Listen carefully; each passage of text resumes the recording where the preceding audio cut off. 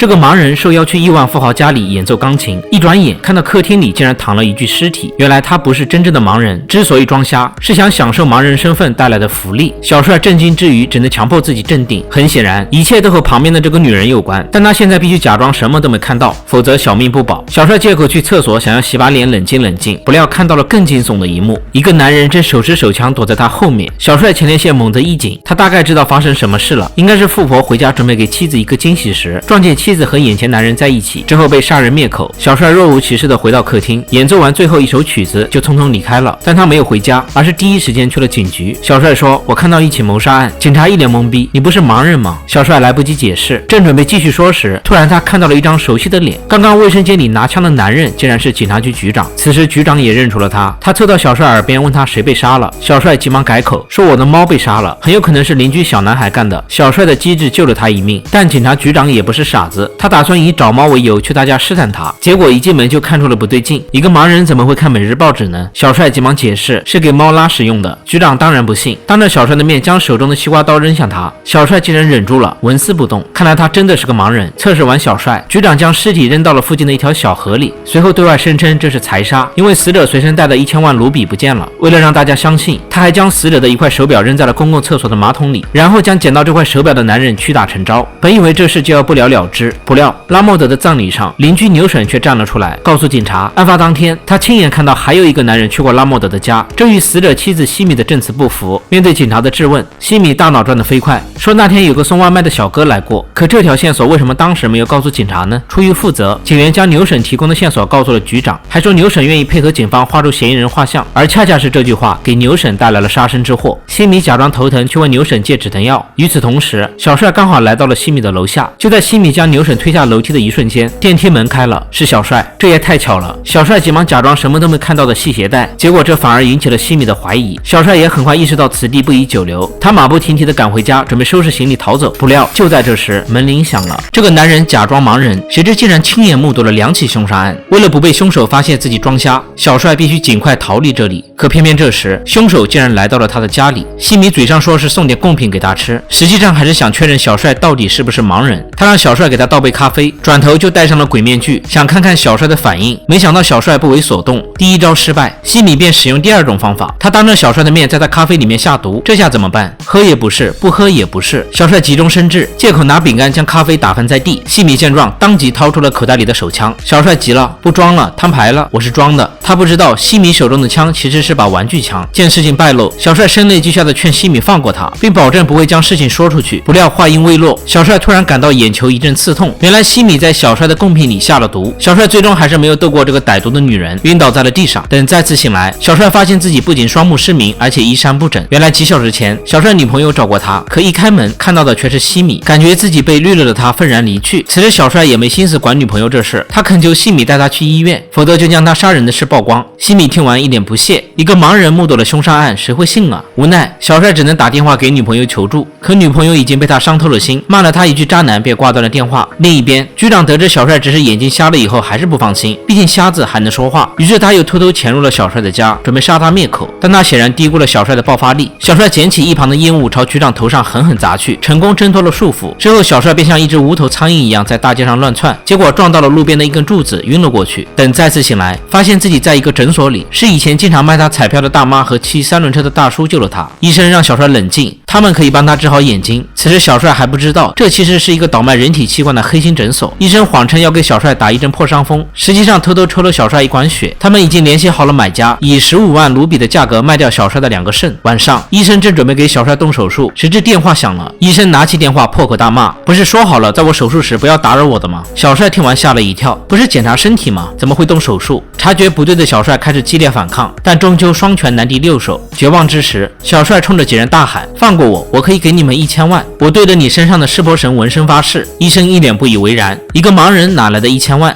而彩票大妈听完就不淡定了，急忙让他住手。医生用记号笔在男人腰上做好标记，然后在上面均匀抹上消毒水，他要摘下他的肾。然而就在他准备动刀时，一旁的女人阻止了他。他不是盲人吗？怎么会看到我身上的纹身？还有他刚刚说的能给我们1000万是不是真的？三人决定问个明白再动手。第二天，小帅醒来后告诉了三人真相，四人一拍即合，决定把那1000万搞到手。此时局长刚好也在到处寻找小帅，小帅便以自己为诱饵去了西米家，告诉西米自己即将去英国，希望他们能放他一马。歹毒的西米果然上当，假装要送他回家，转身就通知了局长前往约定地点将小帅灭口，一劳永逸。但他不知道道高一尺，魔高一丈，医生等人已经提前埋伏在了路上。三人不费吹灰之力就将西米绑架到了黑诊所，同时他们还给西米抽了血，万一血型符合，他们就能将西米的眼角膜移植给小帅。做完这一切，三人又给局长打去电话，威胁如果不想事情败露，就乖乖拿了1000万来赎人。局长不想事情曝光，只好答应了他们的请求。诊所里，医生三人又将小帅绑了起来，原来他们想独吞那1000万。此时一旁的西米笑出了声，你也有今天。小帅不甘示弱，说你觉得你能活下来吗？我们现在是一条绳子上的蚂蚱。西米顿时哑口无言。二人商量一起逃出去。另一边，局长带着钱来到了约定地点，他先按照绑匪要求将钱放进了电梯里面，转头就通过楼梯一口气爬到了17层，刚好看到了正在数钱的绑匪。追逐中，绑匪脖子中了一枪，血流不止。局长不再管他，而是准备去地下室解决其他同伙。这一幕恰巧被监控室的彩票大妈看到，她果断拉下电闸，将局长困在了电梯里面。此时的他叫天天不应，叫地地不灵，气急败坏的他对着电梯门上去就是2枪，没想到被弹回来的榴弹打中，瞬间死去。而小帅这边，在西米的帮助下，他终于解开了绳子，但他找不到出口，只能解开西米的眼罩。此时西米心生歹计，他一边指挥小帅四处乱撞，一边用小刀割开了绳子，随后趁小帅不备将他打倒在地，准备杀了他。不料就在这时，走廊里传来了清脆的脚步声，是医生来了。西米小心地躲在门后，趁医生不备，用手中的拐杖将他砸倒。西米将全部的怒火洒在了医生身上，捡起地上的剪刀一顿乱刺，眼看医生即将没命，小帅从房间里跑了出来，从背后一把抱住了他。医生则趁机用麻醉剂迷晕了西米，二人将西米放进了汽车后备箱。医生先是感谢了小帅的救命之恩，随后告诉了他一个秘密。还记得那次抽血吗？西米是罕见的 BHR 阴型血，巧的是沙特皇族的女儿需要做肝脏移植手术，她也是这种血型。事成之后我会分你1000万卢比，足够你做眼角膜移植手术。就这样，二人驾驶这辆小汽车向沙特方向走去。2年后，伦敦街头，小帅女友在街上看到了小帅的海报，小帅竟然摇身一变成了酒吧驻唱歌手。震惊之余，小帅告诉了前女友后来发生的事。当时小帅一心想让医生放走西米，可医生根本不听。就在汽车开到一半时，后备箱传来动静，西米竟然醒了。医生下车准备给他打麻醉针时遭到了反杀，等车辆再次启动时，驾驶座上已经变成了西米。但小帅此时还以为是医生，继续苦口婆心地劝说他下车。小帅的善良救了他一命。然而就在西米驾车离开不久，西米突然又调转方向，急速向他撞来。西米还是不愿放过他，不料千钧一发之际，路边的一只瞎眼兔子飞了过来，西米猛打方向盘，结果车毁人亡。讲完这个故事，小帅准备就此离开。他从服务员手中接过秃头拐杖。